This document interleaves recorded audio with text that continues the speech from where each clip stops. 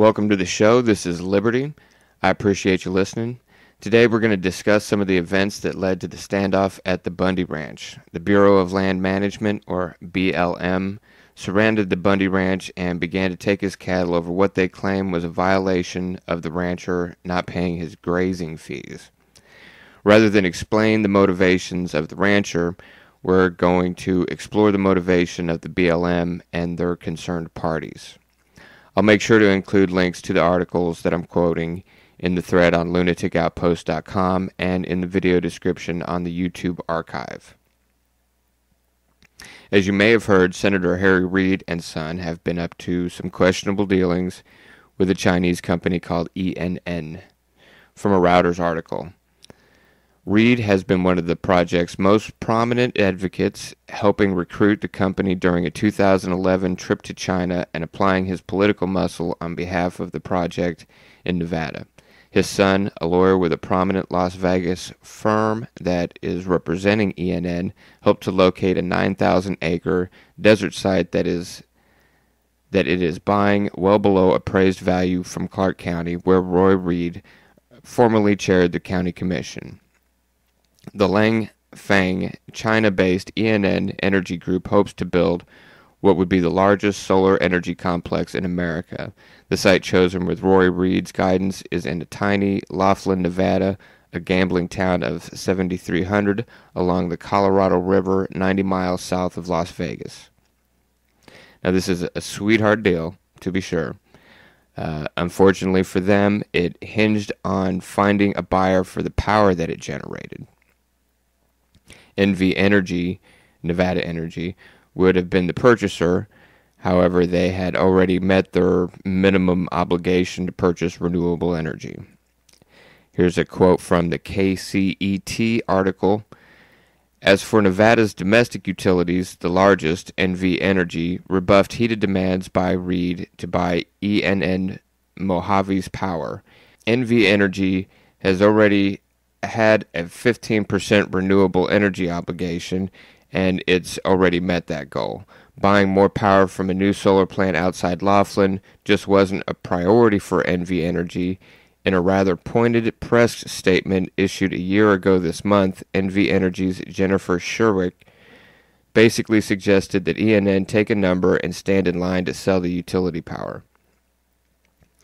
NV Energy would certainly welcome a bid from ENN when we issue our next RFP, request for proposals, and their success, like all other projects, would be dependent on the benefits, especially price, that they can demonstrate for the customers of NV Energy. The project would have to have the agreement from NV Energy to purchase the power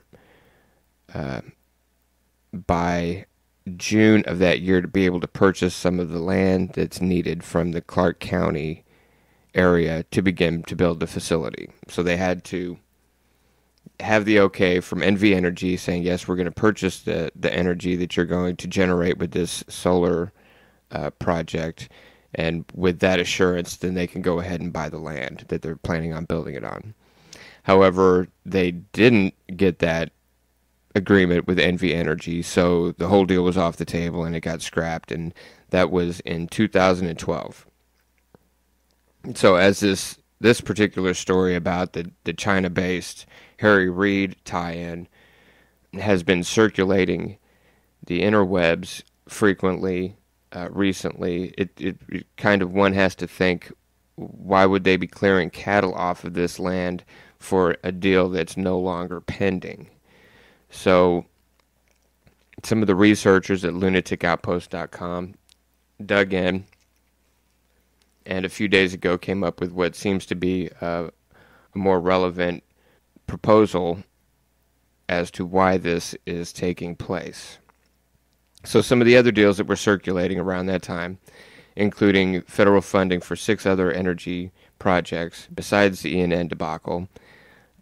Here's the Washington Free Beacon article, a quote from that.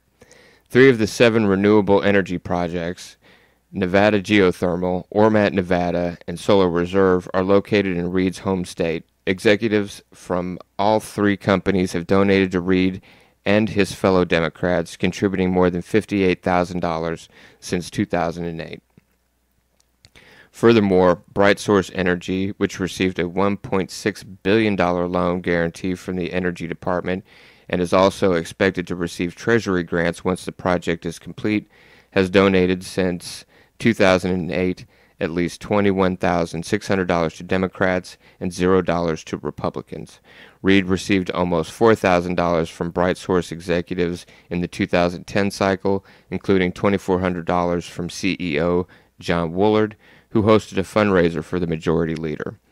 Woolard is also a Barack Obama donor and has visited the White House 10 times since Obama took office. Now, that article was published in 2012, and I suggest reading it. It's from the Washington Free Beacon. Far and away, the top recipient of the federal funding was a company called BrightSource Energy, and that's kind of who we're going to focus on today. Here's a small blurb about them from the Jewish Business News. BrightSource Energy is an Oakland, Californian headquartered company with its engineering and R&D operations located here in Israel in Jerusalem. It designs, builds, finances, and operates utility-scale solar power plants. The company's proprietary technology is based on concentrating the energy of the sun from thousands of individual mirrors at the central focal point in a very sophisticated way. And here is a comment from heritage.org. BrightSource received $1.6 billion loan, yet it was on the DOE junk bonds list that I had reported last month. Also, due to their debt issues, they badly needed cash and were actually considered by many as a bailout. And I'll link to that story. So basically, BrightSource was hard up for cash, and the DOE gave them this loan, the $1.6 billion loan, and because of their position, it looked to many people like it was a bailout. Here's an article by KCET talking about the antiquated technology that they're actually using. This isn't photovoltaic like solar panels like you see on top of a house, or that's basically what the Chinese firm was up to. They were going to lay out like utility scale photovoltaic cells that would basically just turn the sunlight directly into electricity, which is what we're all pretty much familiar with as far as, you know, using solar energy is concerned. But these people are using what's known as solar thermal, which is using concave mirrors to heat up water at the top of a tower. So here's the article from KCET. Here's a quote from that. BrightSource isn't the only one in the field feeling the pressure. Last September, Suncatcher developer Sterling Energy Systems filed bankruptcy, stung by financial reverses. These included a lawsuit by a native tribe that stopped its proposed Imperial Solar 2 project dead, with the utility SDG&E subsequently rescinding an agreement to buy power from the project and the California Energy Commission reversing its approval. SES, dedicated development arm of Tesla Solar, went under the year before. So here's a similar company that was using the kind of a similar technology that caught a lawsuit from a native tribe. As a result, they lost the power company that was going to buy their power, and then the California Energy Commission reversed their approval and said, pound sand. Continuing with the article from KCET. Where BrightSource's core technology is antiquated, hundreds of mirrors focusing light and heat on a boiler, the chief concession to modernity being computers helping the mirrors track the sun. Sterling Tessera's was absurdly complex, single parabolic mirrors tracking the sun and heating fluid in a Stirling engine, which drove a turbine. Though Stirling engines are a nifty technology, SES's Suncatchers were largely untested, broke down with distressing frequency at the firm's development grounds in Arizona, and to the chagrin of neighbors, of the proposed Imperial Solar 2 plant, they were loud. And it should also, we are focusing on the Bright Source Energy people here. Coincidentally, it's these people that have the closest projected site for the new solar thermal energy producing technology. They're the closest to the Bundy Ranch. And actually, the area that the Bundy cattle are grazing on is going to be used as a mitigation zone, which is basically as they use all of this area to house the large scale solar projects, they have to make concessions to the local wildlife to justify them not destroying their habitat, and the mitigation zone is where they're going to house the relocated endangered species of desert tortoise that the solar project is displacing. So that's why they needed the area that his cattle were grazing on, because it's hilly and it wouldn't necessarily be effective as the flat land that they need to put all these mirrors on. So they say, well, we'll just use his land. Unfortunately, he was using his land, and the legality of that is of course, you can do the research on that. I think it's got precedence. So we have an image of the map of pending and authorized solar applications, which I'll link to in the thread and in the video description on YouTube. And basically, it's a shot of the area where the Bundy Ranch is, and it's a large green circle, which is the area that the Bundy's cattle graze on, which they're using as a mitigation zone for the desert tortoise. There are two red circles, is the land where Bright Source is proposing for the building site for the solar projects. And there is also a smaller red circle, which is for First Solar Energy. So we know that this is the Bright Source Energy project because on that same map, it's the designated areas have alphanumeric codes that represent the applications. And I'll read those off to you now. The Bright Source Energy Solar Partners are represented by NVN 083914, and that's 10,000 acres on the Mormon Mesa. The second red circle is Bright Source Energy Solar Partners, NVN 084631, which is 44,823 acres. That's Apex, Northeast Las Vegas. The small red circle is First Solar Energy Application, First Solar NVN 084232, 5,918 acres in the Desert Springs area. And this information comes from the first in line pending applications as of November 1st, 2013, and I'll put that link in the description. And by the way, the Endangered Species Act, which is what they're utilizing to push the issue forward with the cattle grazing issue, that the Endangered Species Act isn't very effective at saving endangered species. If you look at their Wikipedia article, they've got a success rate of about 1%, which is coming under heavy criticism considering the billions and billions of dollars and people they're displacing and putting out of business in these areas. And the desert tortoise in question particularly isn't having much luck either, because the BLM have a preservation area that they've been handling the desert tortoises with, and because of budget crunches, them not having it, I think it's $1 million a year that they've been spending to preserve the desert tortoise. As they haven't reached that amount of money, they've had to kill about half of the population that they have at their reserve, which is hundreds and hundreds and hundreds of them. So it clearly doesn't seem to me to be an issue about the desert tortoise in so much as why they would be so offended that they have cattle grazing out there. This is actually part of a plan that somebody drew up in a boardroom in Washington, D.C. and said, if we're going to get all of this energy, all this land for our solar energy, people are going to cry about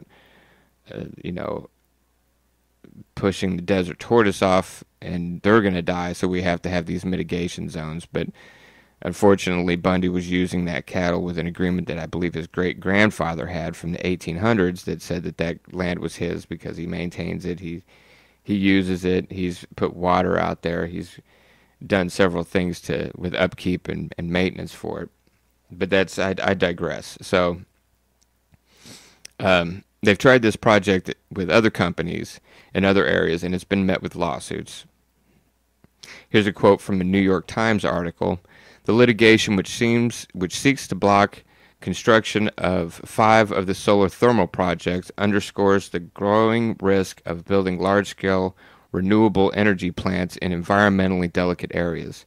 On January 25th, for instance, Solar Millennium withdrew its 16-month-old license application for a 250-megawatt solar station called Ridgecrest, citing regulators' concerns over the project's impact on the Mojave ground squirrel. But conservation, labor, and American Indian groups are challenging the project on environmental grounds. The lawsuits, coupled with a broad plunge in prices for energy from competing energy sources, threaten the ability of developers to secure expiring federal loan guarantees and private financing to establish the projects. Only one developer so far, Brightstar Energy, has obtained the loan guarantee and begun construction, and that's from the New York Times article. Moving on further, there is a Spanish conglomerate, Abengoa, it seems, that was involved in another White House scandal from the Green Files corruption article. Early this year, we received bombshell testimony coupled with substantial documentation that Abengoa, at least at one of their 3 projected projects funded with billions of U.S. taxpayer money from Obama's 2009 Recovery Act, has broken stimulus laws and Department of Energy loan stipulations.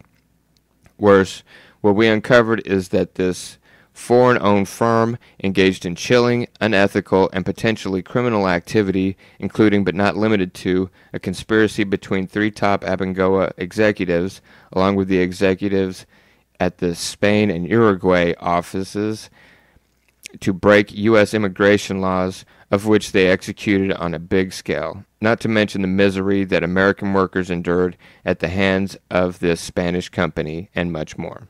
Continuing with the quote from the Green Corruption Files article, while I get into details of this new and disturbing information later, what's key here is that our original post was stirring on by the fact that the Abengoa was one of 7 Department of Energy loan winners that also received preferential treatment from the Department of Interior to lease federal lands in a no-bid process, meaning that they were approved without adequate vetting. In case you're not familiar with this Spanish group and the backstory, here's a summary. Its U.S. division, Abengoa Solar, received approximately $2.8 billion in stimulus loans, 5 times more than Solendria, for 2 large solar projects, one in Arizona and another in California, with Abengoa Bioenergy awarded $132 million of Department of Energy stimulus loans for a biofuel project in Kansas. And I'll quote that. I'll link that post. In a speech that Obama gave at his weekly address at the White House on October 2nd, 2010, he said, "With projects like this one and others across the country, we are staking a claim to continue leadership in the new global economy. We're putting Americans to work producing clean, homegrown American energy that will help lower our reliance on foreign oil and protect our planet for future generations." So far we've got a Chinese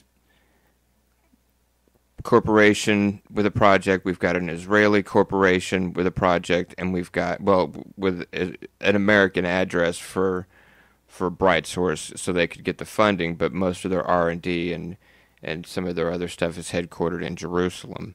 And now we've got a Spanish company that's moving in with another solar project, and he's claiming that these are homegrown American energy projects. So this is all thanks to the president's renewable energy goals on public lands via his climate action plan. And At a recent National Clean Energy Summit, Secretary of Interior Sally Jewell had this to say: "Our nation's public lands are vast and varied. We need to take a close look at these resources to determine where it makes sense to develop renewable energy and, just as importantly, where it does not. As we double down on the unprecedented progress that the Obama administration has made on advancing clean energy, the Interior Department has an opportunity to not only cut carbon pollution, but also has to advance important conservation goals." Now, if you're not sure who Sally Jewell is, here's some information from her Wikipedia. Sarah Margaret Rafi Jewell is a British-born American businesswoman and the 51st U.S. Secretary of Interior, serving in the administration of President Barack Obama. The former president and CEO of REI, a Seattle-based retailer of outdoor gear, she studied as an engineer and previously worked in the oil and banking industries. That's the oil and banking industries was her former employers. So big oil and big banking is her background. And of course, it helps to have her front the project as the Secretary of Interior, because most people know her from REI, which is kind of where you go to get your hiking, your camping gear. So she looks very very aligned with conservation and outdoor projects. Someone you would think would be taking good care of this. Although, as we can see, the technology that they're using is not the best technology that you can use. The photovoltaic technology has come down in price by about 75%. So it would make sense to use actual photovoltaic solar panels rather than concave mirrors that direct sunlight into a tower, and that tower heating water, and that water turning a turbine and using the mechanical energy to generate electricity. So it's basically just like a different source backfitting some of our current coal and oil energy producing systems, rather than just a solid state solar panel that's apparently affordable if it's 75% cheaper than it once was. Of course, it also helps Senator Reid and Sally Jewell and President Obama to have Senator Reid's former senior advisor on the job at BLM.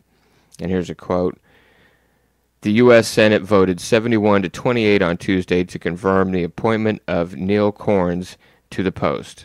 Corns was raised in Elko and is a former senior advisor for Senate Majority Leader Harry Reid. He joined the BLM in 2011 and has been leading the agency as principal deputy director for the past year. The BLM oversees more than 245 million acres of public land nationwide, including 48 million acres in Nevada." And this appointment happened in the week leading up to the standoff at the Bundy Ranch. So it's like everything their plan kind of came together here. And when the rubber hit the road, they actually found that there was a rancher out there using the land for his cattle to graze on. So this would kind of throw a monkey wrench in their desert tortoise mitigation zone. So, of course, they sent in the armed BLM workers with contracting private cowboys to go in and round up his cattle and take them away. And as you can see how that worked out, he got overwhelming public support, and the BLM at this point has agreed to return the cattle and open the land back up. So it's a good thing that I don't think that, that conspiracy theories really exist, right? Because it certainly seems like there is a cabal of politicians and corporations and donations for campaigns and Department of Energy financing and federal grants and bids and land being sold for much less than it's worth, and people working at the state and people working at the BLM, and everybody knows everybody. I mean, it seems like this is a conspiracy for the politicians and the big corporations to get in on the upcoming solar energy boom. And we've also got some emails that show how the Obama administration used Department of Energy loans to get Senator Harry Reid elected in 2011. President Obama, here's a quote from an article that I'll have to post in there also. President Obama claims the political considerations did not influence the Department of Energy's energy loan program, but newly released internal emails show that his administration subsidized Nevada companies in order to help Senate Majority Leader Harry Reid win his 2010 re-election campaign. And these are decisions, by the way, that are made by the Department of Energy, and they have nothing to do with politics, Obama said last week when asked about the green companies that have gone bankrupt despite receiving taxpayer support. House Oversight and Government Reform Committee released the Department of Energy emails today that compromised Obama's position on two counts. One, the emails show that Obama himself was directly involved in approving the loans. Two, Department of Energy officials were keenly aware of the political interest at stake as they regarded the loans as a way for the White House to help Reid by giving him a way to brag about bringing federal money to Nevada. Now, while we're talking about Obama, some of the BrightSource investors include many of his top 2008 donors. The Vantage Point partners, who are the major stakeholders in BrightSource. Robert F. Kennedy Jr. is a partner and senior advisor, and Sanjay Waggle was a principal of Vantage Point Partners. Meanwhile, Waggle was a Department of Energy advisor at the time the loan was approved. Google is the number 5 top Obama donator. Morgan Stanley is the number 19 top Obama donator. BP Alternative Energy, a top Obama contributor, is also an investor.